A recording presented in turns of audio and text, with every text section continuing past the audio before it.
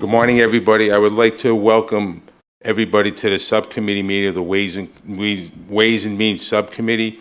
We had the second meeting on the budget. At this time, I'd like to have everybody stand for a moment of silence for what happened in Texas yesterday.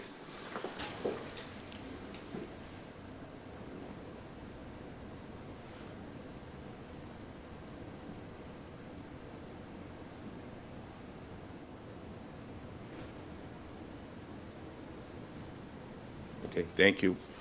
At this time, I want to stand and do the Pledge of Allegiance to the flag.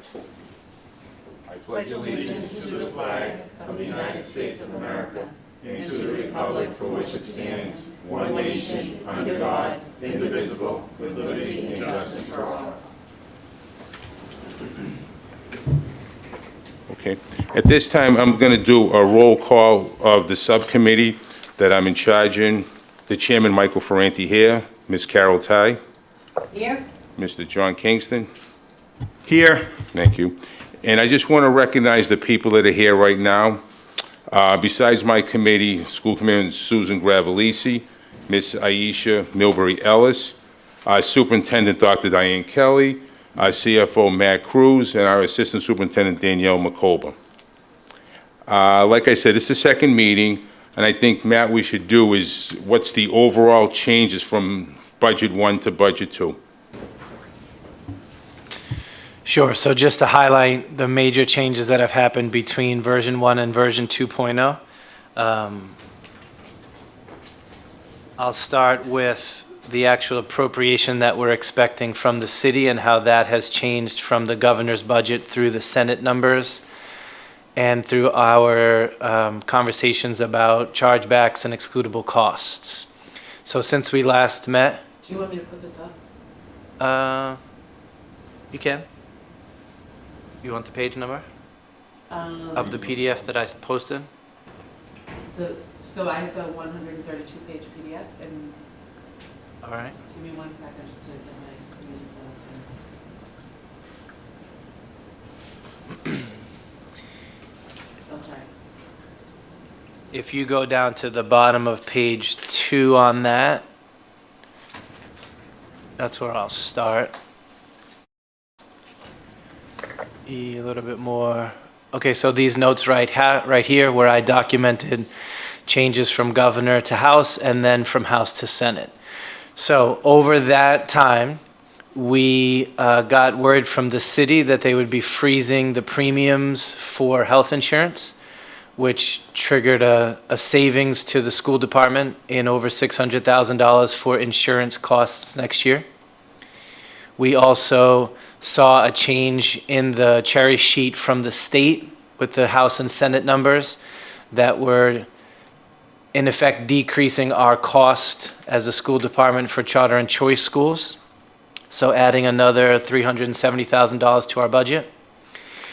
We had a lengthy conversation about transportation costs. We had some action item takeaways from that conversation, and that work has decreased the city's cost for transportation budget by over $1 million.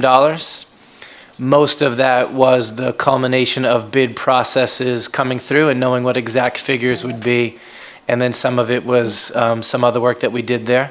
So that was done in 2 phases, reducing the city's cost for transportation by over $1 million. And then there were a couple other very small changes, just getting to a tighter budget on Schedule 19. So those changes affected a slight increase in what our appropriation would be from the city. Now, if you scroll up to the top, the first page, so the other things that have happened in this interim is the superintendent put before the Ways and Means and School Committee additional positions requested for next year. The committee approved that on last Tuesday night. And so those staff have been embedded into this budget. In order to make that happen, we not only needed the increase in appropriation that I just talked about, but we also changed our expectation of what we would be holding in reserve for the ESSER future from $3.6 million down to 3 million. So we infused 600, 605 exactly of that we had anticipated last time into the budget, and now are earmarking $3 million to flow from this fiscal year into the next to begin dealing with any ESSER cliff issues. So you see that change in the budgets. So we added around $1.6 million worth of staff, and that was covered by freeing money up through some of the work that we did and allocating a little bit more of the future reserve money to next year. And as you were looking through the budget, you would see a lot of TBAs that you hadn't seen before, shaded in pink. Those were the staff members coming in from the vote of the committee from last Tuesday night. And then, as you can imagine, we're in there hustling all day long, changing little things based on projections and actuals and negotiations and collective bargaining. The only other thing that had been an action point was I had said in the first version, you see a big number for negotiations because the contract had not been finally signed off on. That also happened in this interim. So we have gone into each individual cell for each individual member of the AFSCME union or who are echo effect of AFSCME, and we have corrected their pay. So now you will see that there's no money needed for a negotiations line. All the contracts are properly settled. Everyone's pay is properly reflected in the budget. So we said that that change would happen, and it has. So that's a summary of the biggest changes from 1.0 to 2.0. Does any questions from Ms. Ty or Mr. Kingston right now? No questions, Mr. Franchi. No questions? Thank you. Ms. Gravellisi? No questions, thank you. Okay. Oh, you got off pretty. Michael, I want to point out that Committeewoman Rizzo and the mayor have both joined on Zoom. Okay, so we'll just acknowledge that they're at the meeting, Ms. Rizzo and Mr. Mayor Arrigo. Okay. I think, Matt, I have a few questions, and I'll identify the pages that I saw them on. On page 4, the state grants went substantially down this year. Went down roughly about 300,000. Is there a reason for that? Sure, that's reflecting the culmination of the extended learning time grants. So those had been in place. They had dropped significantly for the last school year and now don't exist for this one. So that's primarily around ELT finishing up.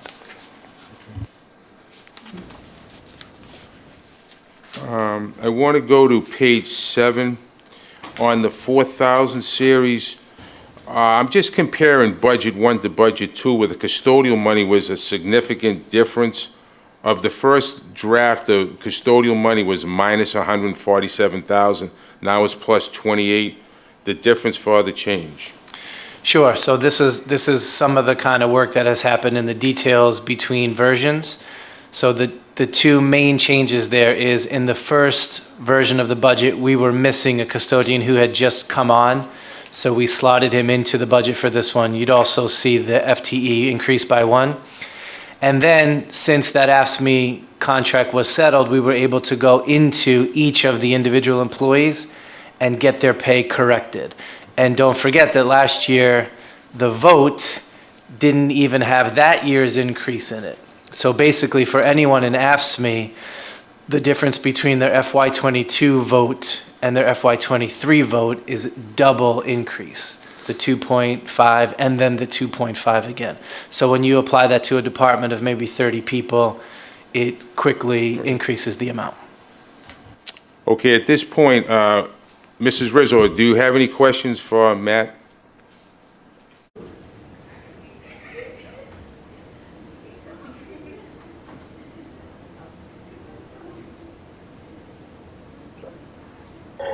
No, I'm sorry, I don't. I hope I didn't have my hand up. No, I'm just asking, that's all. Okay, no, thank you. Okay. Mayor Arrigo, any questions?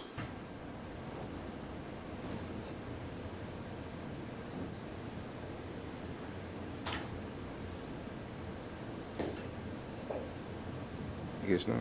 Okay. Okay, and Ms. Milbury Ellis, do we have any questions for you? No, no questions at this time. Thank you. Okay. All right, I just have some questions on the non-salary accounts, Matt.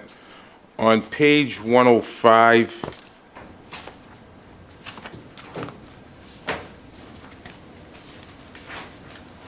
on the 1,000 series, there was a significant variance of about 242,000. Could you just tell me what that's for? District administration? Sure, so a district administration line would include any services, supplies, or other costs for the school committee, the superintendents, human resources, business finance, legal costs, or district-wide technology, administrative technology. So that's sort of the categories that fall in there. If you went into the detail, you would see the primary places where there have been increase is around establishing a budget for our human resources department that's being built out, specifically in giving the director the freedom to explore technology solutions around HR data, specifically vacation, sick time, personal time, and getting a standardized way of doing that reporting. So there's a department that had fallen under business finance in the past that's going to stand on its own now. So you see an increase there, and then that won't be as clear in the next year. Also spent a lot of time with Jamie Flynn and Dr. Gallucci talking about getting everything into the budget that we need for the administrative technology and having report cards, talking to attendants, talking to special ed, talking to food services, talking to transportation. So we're right-sizing that budget so that all those programs are properly in place. And then I think we also right-sized the legal services based on our experience of the last two years. So those would be the three ways that play into an increase in those costs. And then next year, that percent increase should be diminished a bunch. Okay. On the next page, Matt, the utilities, we have a projected deficit of about 43,000. I don't see how, especially what the utility costs are today, how that number is projected to go down. I'm sure it's based on the numbers of the prior year, but that just seems a little bit out of whack, you think? Right. The reason that we would see a decrease there is twofold. So one is in April, we'll go through and say, okay, this year up to this point, what have the costs been in this school? And if there had been any work done over the previous summer to improve the HVAC world, we would be seeing it in those costs. So I don't know which schools it is off the top of my head, but there were a couple of schools where Carl and his department did some capital infusion into those places, and we're seeing lesser costs of electricity and or natural gas. So there's a correction there. Also, the city has contracted with a solar farm so that there's credits that come back to us based on electricity usage. And so some of that either flatlined or could have chipped into the costs. Even with the ones where I was like, okay, we do need to increase this, another may have gone backwards. So the net is it's basically flatlined, but it's better than having to increase 5% across the board. When did we have the solar? When did we had it for a while? Yes, the way that it works, so the city oversees it because it's their buildings, and then we pay our share of the utilities costs. So they contract out with, it's not solar panels on top of our buildings, it's the way that we're receiving our electricity. Okay. So they've been doing that, and we've been figuring out how do we properly credit back to the school department the percentage of savings that we're supposed to receive. So you'll see that happening over these years in that utility number. And again, it's May, I pulled the numbers April 1st, so we're only able to project based on the first 9 months of the year, but that's what it showed to this point. Well, that's good to know. My other question, when you just briefly touched on it, the legal services, and I know we've had to use our attorney a lot, but we're projected for collective bargaining union litigation, and it's basically the same number. Aren't all the collective bargaining things done, or we anticipate more this year? Sure, that's something that we could reduce in the budget if we wanted to. You would imagine there will be less time given since we've just settled on those contracts. But if you spent a 5-year run in Diane's office, you would notice every year we think, oh, we won't have legal issues for this, and then it's a different type of legal issue. So the question more for us is around, do we want to increase it, which, or hold it steady or reduce it? So in this budget right now, it's a hold steady so that we're prepared in case, you know what, this never existed before. Like, we all lived through the pandemic and all the unexpected legal costs around figuring out how that would work. No one is wishing another situation like that next year, but by maintaining the budget, it gives us flexibility to cover those costs without having to coming back to you for them. And then in January, February, March, if we notice, hey, there's nothing that's come up, then we're free to either carry the surplus forward or remobilize it later in the school year. So that's why that's built that way. Well, okay. And I would characterize that as a better safe than sorry I'm projected sure. budget expense. I mean, if we don't use it, I would just probably leave it there. Yeah. Mr. Kingston? I'm not advocating for this at all, and I don't want there to be any confusion, but yesterday, Philadelphia announced that they're going back to mass for all students and staff. Philadelphia, the city of Philadelphia, which kind of scared me, and hopefully we'll get through the rest of the school year. Thank you. Okay. And I think my last question is, map page 123, obviously transportation. We obviously from budget 1 to budget 2, there's a little bit of a decrease. My really question becomes around the state reimbursement. I see that you projected 625,000 for the year. Is that done on a quarterly basis, that the reimbursement from the state? Sure. So there's two different types of reimbursements that we receive. The first is a reimbursement for homeless costs, and that is an annual basis. So I think it's typically the month of July that we will receive a one-time reimbursement for homeless costs for that school year that we're just finishing up. So when we receive that wire, we credit it to the homeless account. The special education circuit breaker program has recently added a reimbursement for transportation costs for students going outside of the district. So that is based on the previous year's reality, and then in the subsequent year, they send us those payments on a quarterly basis. So I'm able to see exactly how much of that belongs for transportation and to credit it on a quarterly basis. Or if we see we're doing good this year, we can hold those funds and credit it in the subsequent year. Also, just as a reminder, the city auditor has recommended that we put together a reserve account where instead of those monies going directly as credits to these accounts, they would flow through a reserve account just for transparency, which it would be a different protocol, but it wouldn't change the reality of we are depending upon those two reimbursements to make the transportation budget work. In next year or maybe the next, you may see it flowing through a reserve account into our accounts as opposed to directly, but it's just a different accounting logistics way of making it work. It's clear that that money is for this very purpose. And we provided a pretty thorough analysis and report to show that since reimbursements have existed, every one of them has gone directly into the transportation account that the money had been spent from in the proper fiscal year. So Yeah, you may but say mechanics change, but the philosophy of it stays the same. But it really doesn't make a difference whether it goes through the school department or the city.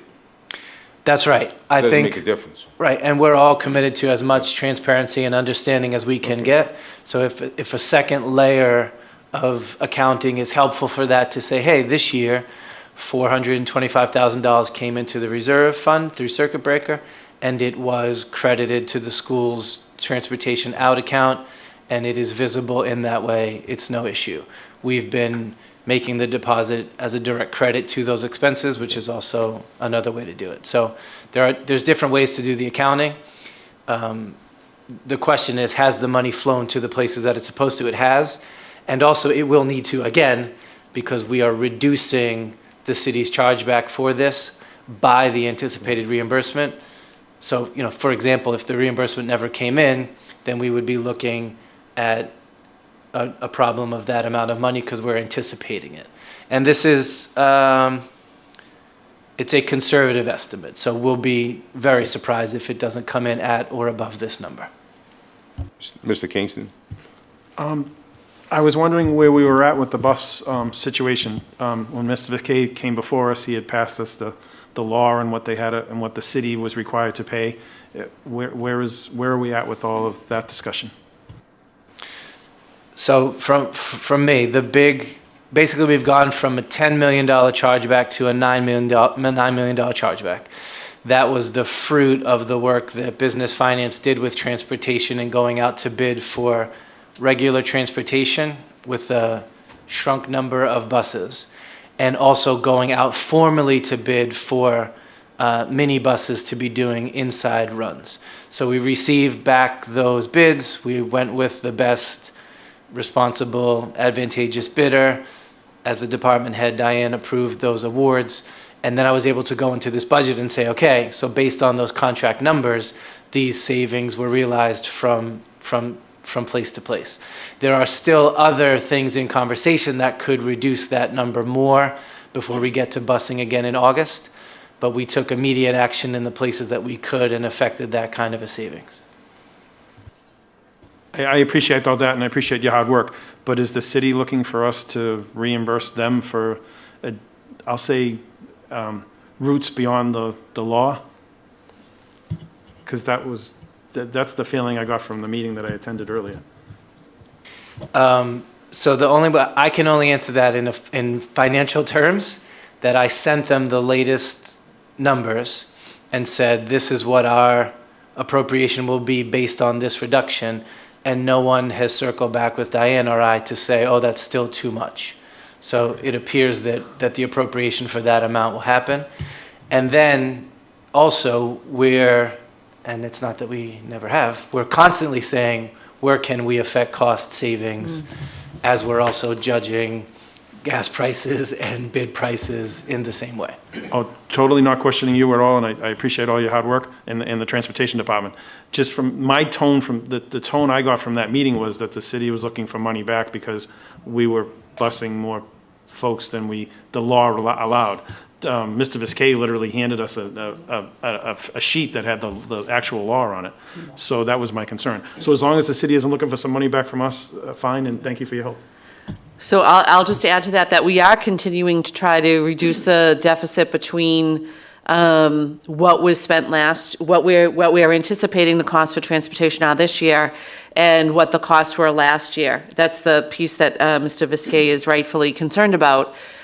So we're still looking to close that gap, but ultimately it's the decision of the school committee what transportation is provided to students and families, and especially with the mayor as the chair of the school committee, to work with the city and make sure that the right funds are appropriated based on those decisions. So it could come to a point later in the summer that the mayor or the city council or Mr. Viskey or the city in general is coming to the school committee and saying, we need you to reconsider this.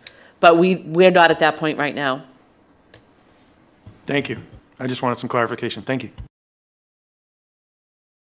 Matt, two quick things. On the same page 123, I noticed that we didn't fund anything for early release days or summer programs.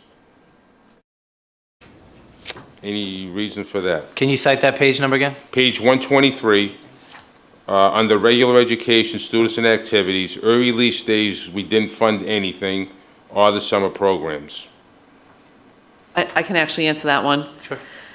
So we had budgeted additional funding in our own budget for those programs last year because of the extreme need that students had due to remote learning. And so we had committed some of our own money to ramp up those programs for last summer. And you can see that they weren't huge amounts. The early release days, it was 74,000, and the summer programs, it was just 6,000. It was what we needed to make programs whole. This year, we are anticipating that we can fund those programs completely through our other resources that we use. I had mentioned at our last meeting the grant funding that we received for the high school program. We have money in Title I that we're using that typically supports our extended year programs, also known as the summer program, and other revenue sources, other funding sources. So we didn't anticipate that we would need to close that gap with these particular funds for next year. This would be summer programming for the summer of 2023 that we're talking about. We don't anticipate that we're going to need those additional funds then. Thank you. At this point, I do not have any more questions. Ms. Tai? If I may, there has been a lot of criticism in the newspaper about the way districts are spending their ESSER funds or not spending it. And I asked you that question, and you were kind enough to explain to me where we are in that. Could you explain that, please? Sure. So when it comes to ESSER funding and the rate at which Revere Public Schools has spent the money, and I'm just using big things to describe it, all the money that came in the FY21 fiscal year has been spent for those purposes. That includes ESSER 1, or 98% of that has been spent. ESSER 2 is primarily being spent down in this calendar year now. So the obligations of that is also in the 85-90% of we have pushed this out the door, or we are contracting right now to do that, or we have encumbered these funds, or that will be out by June 30th. ESSER 3 is the grant that we have 27 months to spend. This is the first 12 months of that. So we've probably only tapped a fifth or a quarter of that. Some of that is going to go on capital expenses in the subsequent year. And we didn't drop all the instructional money in this year because we're allowed to for next year. So we will have, and you can see in this budget, dozens of staff in ESSER 3, but the money won't go out the door until next year. So the plan is in place. We spent most of the first 2 rounds of ESSER already, and ESSER 3, we've tried to be wise about stretching that over the full time period that we have. Thank you. And I think we owe that gratitude for the carefulness with which we have been spending the money, because I know some communities have decided that they would hang on to some in that purse. And that's really not fair, and as we have decided, not fair to the kids we have in front of us now who really need to have this money spent on them. And thank you for guiding us in that, and thank you to the superintendent, who is always there advocating for kids. I was thinking, and Michael, with your permission, I'd like to, it's dawning on me now that when we did all of the planning for the ESSER funding and how to spread it over multiple years, that may have been prior to Committeewoman Aisha Milbury Ellis and Committeeman John Kingston joining us. And I'm wondering if it would be beneficial if I share that for a moment. Absolutely. Okay. If I can find it.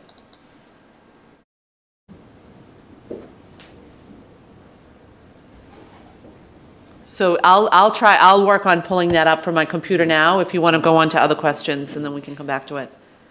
John? I'm all set. Thank you, Michael. Okay. Ms. Milbury Ellis, any questions? No, none at this time. Thank you. Okay. Mrs. Rizzo, any questions? No, thank you. Okay. Ms. Gravellisi? I'll ask him after you. Thank you, Mr. Ferrante. Matt, in the 3,000 series, I just want to bring it up. I know this, in our line items is a very small number, but in the community, it's a very large conversation about security and safety, obviously. I see there was an increase of 15%. Have we added security, or are those salary increases because of longevity? What page? What page? What page Seven, number? page 7 in the 3,000 series. Okay. So it'd be a combination of two things. There would be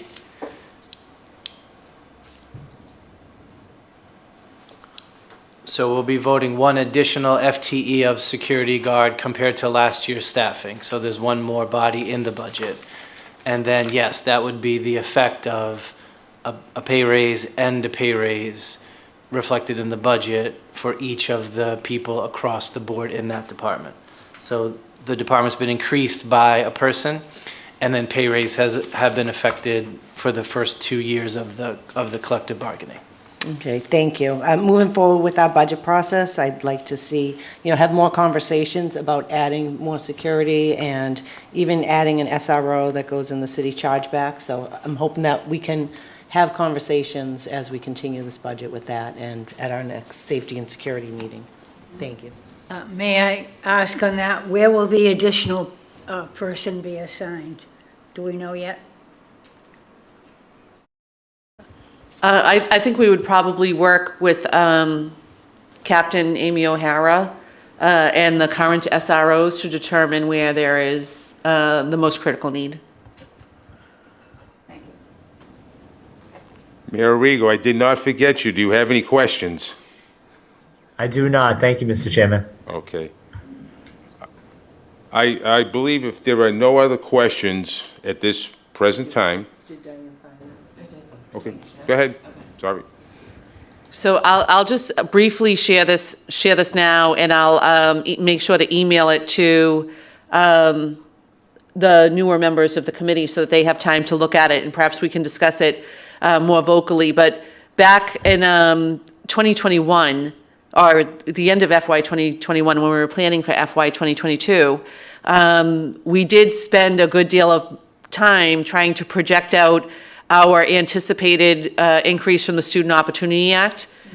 This number did not last, as we saw that in this year's budget. It was actually only about a $5 million that increase that we saw, and that was related to the number of students they were considering low income. It's a piece that we're still working on, and I anticipate that will come up. But we will work on updating this spreadsheet so that we have our projection out through FY '28 be more reflective of true numbers as they come in. Like these, at the time we were projecting these numbers for FY '22, we now have actuals that we can plug in. And we have some actuals for FY '23 that we can plug in and continue to do this math and see where we are. I think one of the big changes that we made was that we were planning to carry through $3 million in the ESSER 2 funding. Am I right about this, Matt? And this is the number that we had a little bit more when we did the budget version 1, but now it's a little bit less.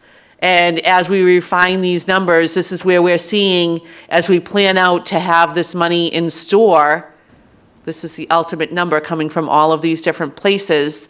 Right now, this is a little bit lower, but it gives us a nice cushion that we have available to us as we get out to FY 2028, when we're no longer seeing those big increases because of the Student Opportunity Act. And even within that, we've been discussing what funding is being spent on salary and what's spent on non-salary. And we've been trying to minimize the salary increases because we know that's where the cliff will hit hardest. By concentrating some of this temporary money on non-salary items, we can ensure that those aren't the recurring costs kind of things that we're going to need to plan for every year, so that our overall budget will be reduced by the time we get out to FY '28. So we are being very fiscally conservative, understanding that a lot of the increases we're seeing right now are not going to be sustainable if we don't be thoughtful about how we spend them right now. And within that, we had some planning for the other ESSER money. This goes back to last year, but this was the funding that folks approved, that the school committee approved for last year, and funding that we spent on facilities. You can see it was a large amount of money. We spent a lot of money on IT infrastructure. We had credited a lot of money for summer programs. You'll recall that large budget item there. So we have been really, really careful about making sure that we're paying attention to that and that we're preparing well for what is going to be a funding cliff once the Student Opportunity Act money is no longer flowing in the way that it will be for the next few years. Right, and you can expect to see when the fiscal year is closed out for this year, here's the 3 million at least that we are reserving. And then at the end of the next fiscal year, budget will do the same. So those two amounts will be added together and hopefully bleed one more year of savings and then have that in reserve to begin to spend. So this year is the first time we are putting money in that reserve fund. At the end of FY22, we'll do it again at the end of FY23 and have that in place to then be able to use it. So we'll make that as explicit as we can in the documents that you're voting. Okay. If there are no other questions at this time, I would like a motion from one of the members of my subcommittee to vote on this budget on our next school committee meeting, I believe is June 21st? Yes. And we'll make a recommendation to the school committee to accept the budget as is. Mr. Chairman, Yes. I move that we approve this budget and send our approval and recommendation to the full school committee that we vote on it, that we approve it and vote on it at the next meeting in June, which is June 21st. 21st. Second the motion. Thank you. I'm going to do a quick roll call. Myself, yes. Ms. Ty? Yes, Mr. Kingston? Yes. Okay, at that point, this will be referred and recommended to the school committee for a vote on the 21st. Just one note, when I do the documentation for that vote, there'll be a staffing page that you haven't seen yet that doesn't have dollar amounts to it. It just has head counts. So you'll be able to compare how many staff did you vote for last time compared to this time. So this is where you'll be able to see, oh, we approved an additional 10 instructional staff. I can see it. I can see which schools or types of work that they're doing. excellent. So we do that at the very back end once we know everyone's in proper place. And it's not technically financial, but it's one more way of you being able to say, I see the money, now I can see the bodies and where the increases were made in that. So you'll see that in addition to a cleaned up version of what you've reviewed for today. Thank you, Matt. I just you, want Dr. to, I just want to thank Matt and Dr. Kelly for all the hard work on the budget. I know it's a lot of paper, there's a lot going on here, and there's also a lot of moving parts because things seems to change on a daily basis. So I just want to thank you for your efforts. If there's no other questions, then at this moment, I'd like to meeting be ended at 10:40. Yeah, move to adjourn, Mr. Chairman. Second. All in favor, all opposed? Aye. So voted.